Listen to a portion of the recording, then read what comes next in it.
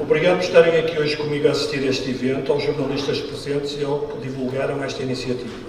A quem me acompanhou no jantar com a Mariana Mortágua. O clube, num passado recente, recebeu Mário Nogueira, líder da FEMPROF, António Saraiva, líder da CIP, Pedro Duarte, do PSD, Paula Teixeira da Cruz, ex-ministra da Justiça, Jaime Nogueira Pinto, Ramos Horta, António Capucho e Fernando Novo. O clube tem um formato muito próprio. Eu estou a ver aqui gente nova. É preferível perceberem como é que isto funciona, porque eu sou muito estanque no tempo. Vou apresentar a Mariana, depois a Mariana vai falar, e eu vou fazer umas perguntas à Mariana e a plateia faz perguntas. Tem direito a 1 minuto, com direito a uma pergunta. Porquê? Para o maior número de pessoas poder fazer as perguntas que quiser e depois repete-se. Ora bem, a Mariana chama-se Mariana Rodrigues Mortágua, de Alvito. Nasceu a 24 de junho de 86, é economista e deputada do Bloco de Esquerda. É filha de Camilo Mortágua, histórico, ativista antissalazarista, revolucionário, membro fundador e operacional da LUAR. Como sabem, é irmã gêmea da também dirigente do Bloco de Esquerda, Joana Mortágua, e prima afastada da socialista Maria João Rodrigues. É licenciada e mestre em Economia pelo Instituto Universitário de Lisboa, frequentando o doutoramento de Economia no School of Oriental and African Studies, da Universidade de Londres. Por isso é que já ficou de vir cá e não pôde ver por causa do doutoramento. Estreou-se como deputada na Assembleia da República aos 27 anos em 2013, por necessidade de substituição da Ana Drago, em Lisboa. Aos 26 já escrevia um livro com o Nobel da Economia, mas só aos 27 se tornou deputada.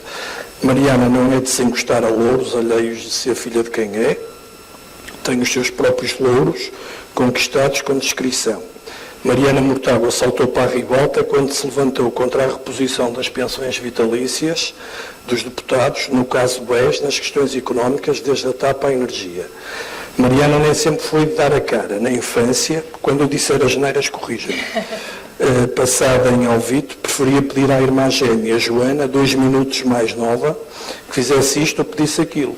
Chegava a ficar enjoada quando tinha de falar em público. Agora, como vêem, não tem problemas. Quem tem problemas sou eu. Aos 7 anos, já mobilizava tropas para pedir ao Presidente da Câmara de Alvito que resolvesse o problema da passadeira junto da escola. Recordou a sua mãe ao Expresso. Aos 15, inscrevia-se na ONG Ação para a Justiça e Paz e pouco depois mandava comida para o barco do aborto ancorado na Figueira da Foz. Foi a melhor média a entrar em Economia no IST. É melhor do curso... Ok. Pode-me corrigir, eu gosto. O doutoramento vai ter de se ir fazendo, nos intervalos de tudo o resto. Confessa sofrer ao pensar nos prazos, mas não consegue deixar de fazer 1000 coisas ao mesmo tempo. Sempre foi assim. Acabou o curso a trabalhar num centro de investigação do ISEG, fez o mestrado a trabalhar numa consultora, de onde se despediu por não acreditar no que estava a fazer. E também trabalha no Parlamento. Depois ainda acumulou o trabalho parlamentar, com umas aulas que deu no ISCAL. Foi para Londres, para a SOAS, a universidade mais de esquerda da Europa, tinha que ser, para ir atrás da orientação de Jan Toporowski para a sua tese sobre desequilíbrios macroeconómicos da União Europeia. É rigorosa, exigente, consigo própria, segura, focada, ponderada, e eu digo, quando diz uma coisa, marca. Ficou de vir aqui ao clube, já tínhamos marcado há mais de um ano, sempre acreditei nessa possibilidade. Foi habituado a argumentar e a justificar cada posição e o seu empenho, foi sendo reconhecida, embora ela justifique o seu percurso com as oportunidades que foram aparecendo. Ao chegar aos 26 anos, por exemplo, escrevia a convite do jornalista o tal livro, e com um prémio Nobel da Economia, Joseph Stiglitz. Eu falo mal inglês. Atualmente, entre o trabalho parlamentar, não tem tempo para escrever livros nem para ler.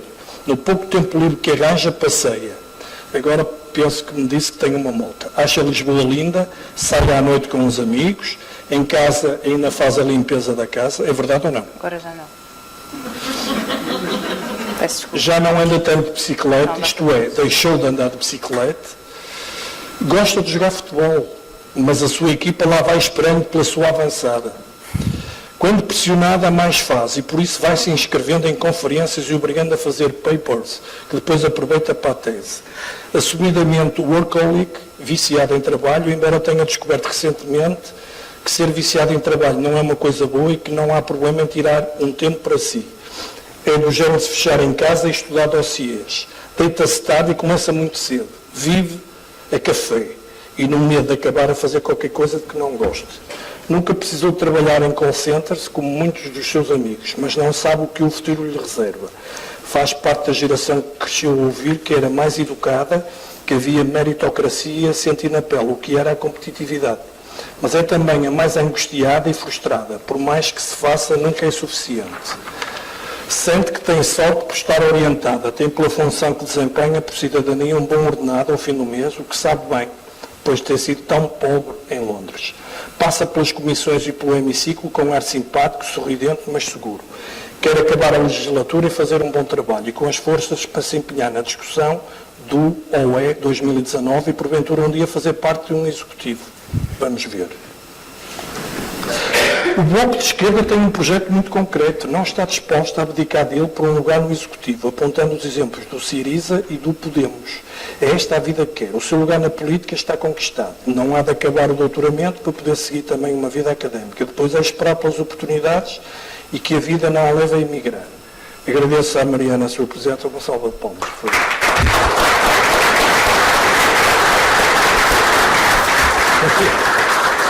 Faz chover.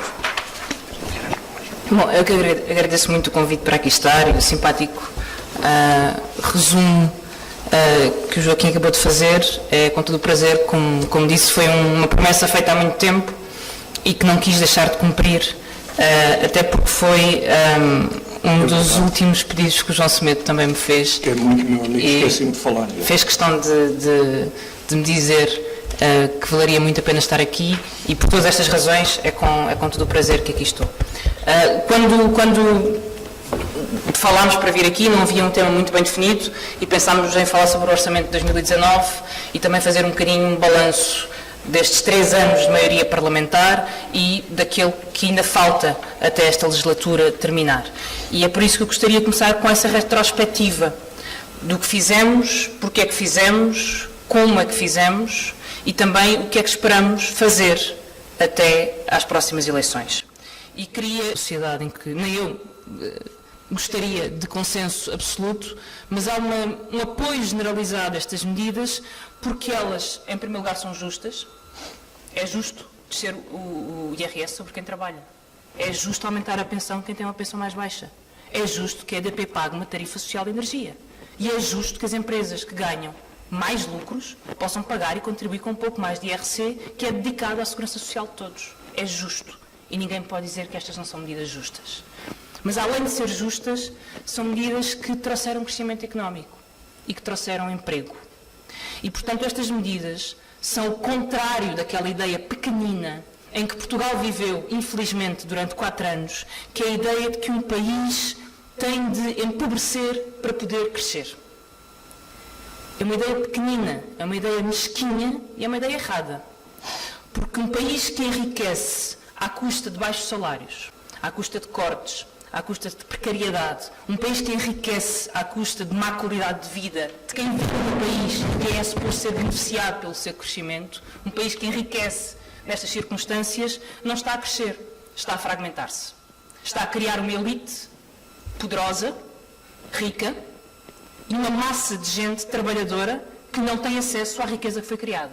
E isto não é crescimento, isto é um país desigual. E, aliás, acho que os países querem crescimento precisamente porque querem mais qualidade de vida.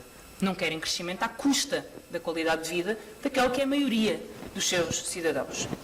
E a atual maioria parlamentar, se mais benefícios não tiver e mais vantagens não tiver, quebrou com esse consenso do que temos que empobrecer para crescer. Temos de empobrecer para sair da crise. Que é, aliás, um consenso, se pensarem bem, não é um consenso económico. Não há nenhuma racionalidade. Porquê é que eu tenho que empobrecer para crescer? Até um contra-consenso económico. Era um consenso moral, quase religioso. A ideia de empobrecer para crescer é a ideia do pecado, do sacrifício para a redenção. Não é uma ideia económica. É uma ideia moral. É uma ideia quase que faz lembrar o pobrezinho mas honesto, pobrezinho mas paga as dívidas, o facto de nos sentirmos confortados com a nossa pobreza porque temos qualquer outra coisa. É bem de outros tempos esta ideia, mas do ponto de vista económico nunca fez muito sentido. E, portanto, foi provado que políticas justas podem trazer bons resultados, podem trazer crescimento económico e podem trazer emprego. E a forma como o Bloco se tentou posicionar nesta discussão e nestes anos é também a forma como eu acho. Bom, há muitas formas de estar na política, cada um terá as suas motivações para estar na política. Eu, desde aquele episódio da passadeira, que acho que estar na política é identificar um problema e querer resolvê-lo. Identificar um problema das pessoas, uma urgência da sociedade, do nosso país e procurar soluções para esses problemas. Como é que se resolve o problema das pessoas? E foi isso que temos tentado fazer. Já estou aos murros ao meu microfone, não é grande ideia. E foi isso que tentámos fazer ao longo dos últimos anos. E é também isso que vamos tentar fazer neste Orçamento do Estado para 2019. Qual é o problema? O preço da energia é demasiado alto. É um problema. Existe. Pagamos uma taxa de luxo, paga-se mesmo IVA por iate do que se paga pela eletricidade. É um problema. Qual é a solução para o problema? Vamos baixar o IVA da energia. Para quanto? Isso está a ser negociado. Vamos negociar a baixa desse IVA da energia, com todo o empenho e abertura que sempre tivemos. Mas isto não basta. É preciso também atacar as rendas de energia, porque elas são parte dos custos que vêm na nossa fatura todos os meses. E valem muito. E, portanto, temos problemas e soluções. A desigualdade fiscal é um problema em Portugal. Alguém o nega? Então vamos encontrar soluções para o problema. E a nossa proposta é eliminar o regime dos não residentes, porque achamos que contribui para a desigualdade fiscal. É aumentar o limiar de existência que protege os cidadãos mais pobres do IRS. É reforçar a progressividade, provavelmente, dos dois impostos mais justos que existem. A derrama do IRC, que não atinge as pequenas e médias empresas, apenas as empresas com maiores lucros milionários, e o adicional ao IMI, que se incide sobre património de luxo e que deixa de fora a 99% das pessoas que são a classe média. Os baixos salários são um problema do país. Quem o nega? Acho que é impossível negar isto. Então vamos resolver o problema. Se os baixos salários são um problema, vamos aumentar o salário mínimo nacional. Vamos dar poder de contratação coletiva aos trabalhadores, porque é isso que os protege face à precariedade que baixa os salários. Há um problema, há soluções. A habitação é um problema? É. Então vamos dar às autarquias meios para investir na construção de habitação pública, retirando do limite do endividamento o investimento em construção. E vamos também taxar a especulação imobiliária. E eu acho que muitas vezes, inteligentemente, o PS augura-se de algumas propostas que são do Bloco de Esquerda. Nós somos muito generosos. E cínicos. Não. Acho que o que é importante é as medidas existirem e nós contribuímos para elas. Mas eu tenho que fazer estas perguntas. Mas acho que as pessoas sabem o papel que o Bloco teve, o papel que o PCP teve. Sabe uma coisa? Eu fiquei surpreendido com o Bloco, porque eu às vezes as sondagens, que o caso Robles baixou. E ontem, este fim de semana, já subiu. Acha que vão conseguir ter 10%? Eu adorava. Sabe porquê? Porque eu achava... eu tenho uma ideia na cabeça quando esteve aqui a Catarina, que ela não foi invasiva, mas eu li nos sinais. Se o Bloco ficar forte, tem muito mais poder no futuro governo de coligação. Isto é, quando houver o Conselho de Ministros, não são 2, podiam ser 3, por exemplo. Isto é uma maneira de falar. É que eles são muitos, não é? E não é fácil. Pensa desta forma. Acabou de falar em tudo aquilo que o Bloco negociou e conseguiu e que foi bom para o país. E fez isto tudo com 10%. Claro. Agora imagine com 15% ou com 20%. Pois é isso, é isso. Mas explique-me uma coisa, se o Partido Socialista não tiver maioria, o Bloco de Esquerda está aberto a negociar com o Partido Socialista, não o apoio, como foi agora, de incidência parlamentar, mas de coligação e ir para o governo? Isto é pior que uma entrevista daquelas pré-eleitorais complicadas. Não, é que a Mariana prepara-se, mas o João Jorge também. Não foi já a pergunta. Não podemos antecipar coisas que não estão a acontecer. Ali, Pedro, estava ali um senhor, aquele senhor de branco. Por favor, diz o nome, por favor. José Teixeira. Faz favor. E eu queria colocar uma questão que tem estado na ordem do dia e que tem a ver com as mais-valias relativamente aos imóveis. Sim. Por que não taxar em IRC as mais-valias com tributações autónomas, simultaneamente em IRS tributar de uma forma genérica, como apresentou na versão 2 Rui Rio, e já agora um pedido que não se esqueçam das reformas, da antecipação das reformas para algumas carreiras contributivas. Muito bem. Porque há pessoas que começaram a trabalhar muito novas. Muito bem. Obrigado por ser sintético. Pode responder, Mariana. Posso? Está a correr bem.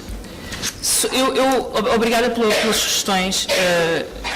Relativamente à taxa sobre, ou à tributação sobre as mais-valias imobiliárias e sobre a especulação, é uma medida que ainda está a ser negociada. Ela esteve a ser negociada com o Governo, como sabem estamos ainda à espera de dados, e ela continuará a ser discutida em sede de negociação orçamental. E por isso eu registro e todos os contributos que forem dados, não vou avançar com nenhum pormenor antes de ter essas negociações concluídas. Apenas dizer que o princípio é muito claro desde o início. Há um problema que é identificado. Há um problema de especulação imobiliária em Portugal. No Porto, em Lisboa, nas grandes cidades. E muitas vezes estes imóveis são apenas circulados, sem servirem para mais nada, a não ser comprar e vender 2 ou 3 meses depois, com mais-valias astronómicas. E, portanto, um governo que identifica este problema, um parlamento que identifica este problema, tem que fazer alguma coisa em relação a este problema. É esta a ideia.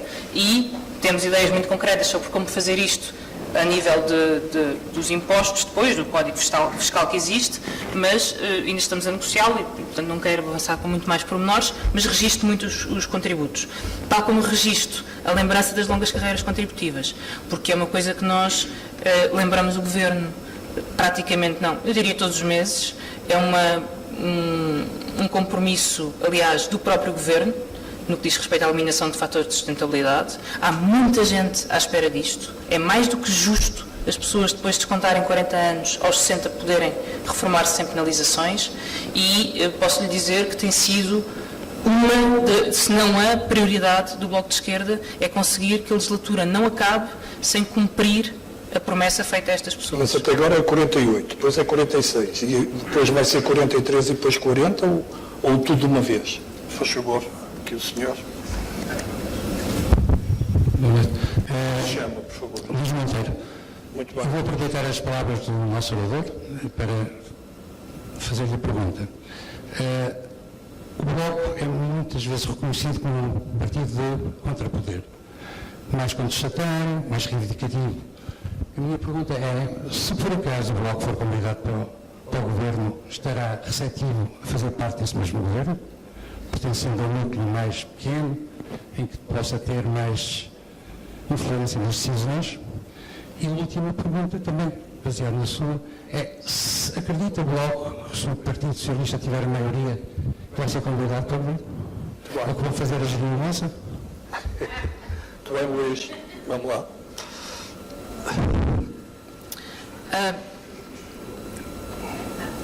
Eu percebo a urgência da pergunta, mas ela não tem uma resposta, muito menos nesta fase, por aquilo que determina.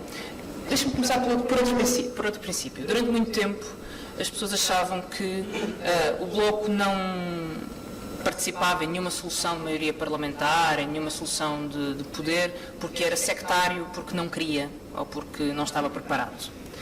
E eu acho que ao longo dos últimos 3 anos o Bloco mostrou que isso era uma leitura errada. Nem havia sectarismo a mais, quando foi preciso, lá estivemos e não faltámos à chamada, nem havia falta de preparação, nem havia falta de empenho e de capacidade de negociar.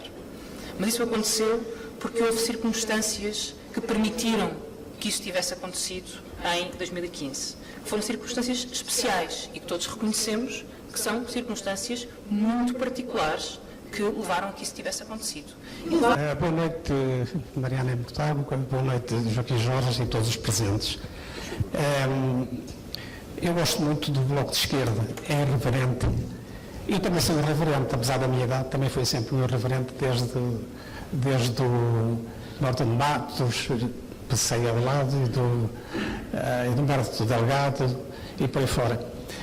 Eu tinha para aí milhentas perguntas para lhe fazer, mas como o tempo é curto, estou a pensar só de fazer uma, para que serviu aquele sobreimposto do IVA, que no fundo rendeu 9,5 milhões de euros ao Estado, ao Governo, não é? Que há aqui uma coisa muito importante, que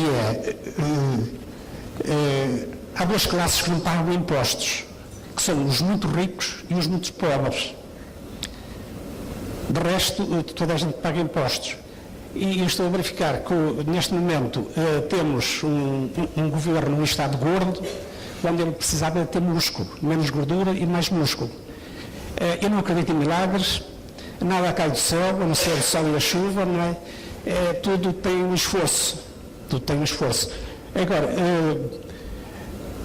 o que nós estamos a ver é que o PCE vai entrar com uma proposta para o cumprimento do IVA, em vez de ser 500 mil euros, acima de 500 mil euros, passar a ser de 1.500, se calhar o Governo vai aceitar essa proposta, não é?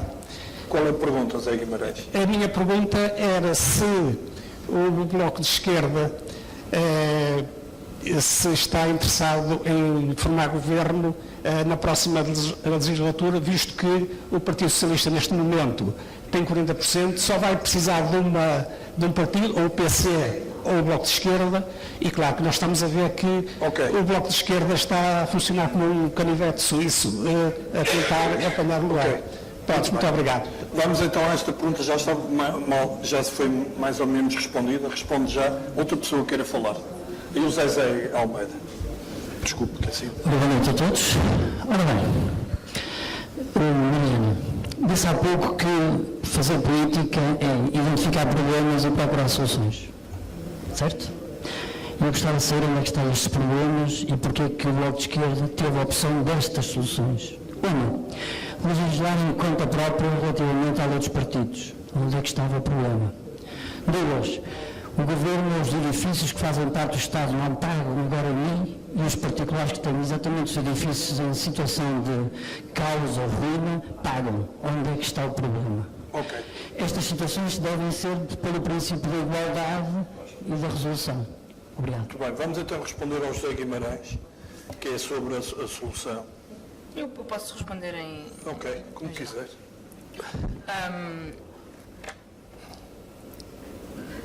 Enfim, sobre a questão do Governo, acho que as pessoas têm que se lembrar de uma coisa.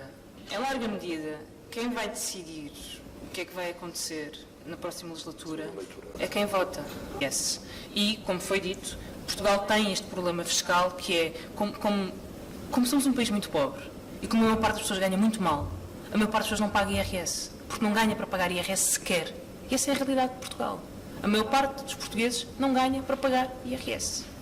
E depois há uma classe média abrangente, muito exprimida durante o tempo da Troika, e há uma classe que está lá em cima, no topo do IRS, que paga ou não IRS conforme, mas que tem muitas possibilidades de não pagar IRS, ou pagar menos IRS, ou de deduzir, ou de pôr as suas contas num offshore e depois usar esquemas de dupla não tributação, ou até regimes de não residentes para poder não pagar Mas IRS. não acha que o que o Zé disse, que uma casa que está em ruínas tem que pagar IMI?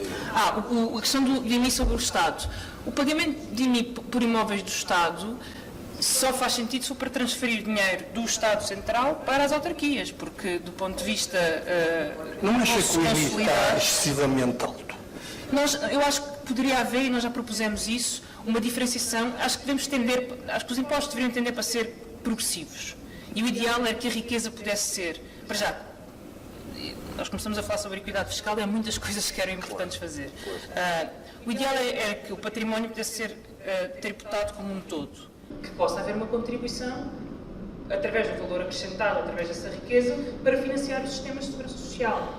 Isto para dizer, nós não estamos condenados a empobrecer enquanto uma economia cresce, floresce e enriquece. Porque é suposto essa riqueza existir para nos beneficiar enquanto sociedade e população. E por isso temos é que encontrar melhores formas de distribuir riqueza.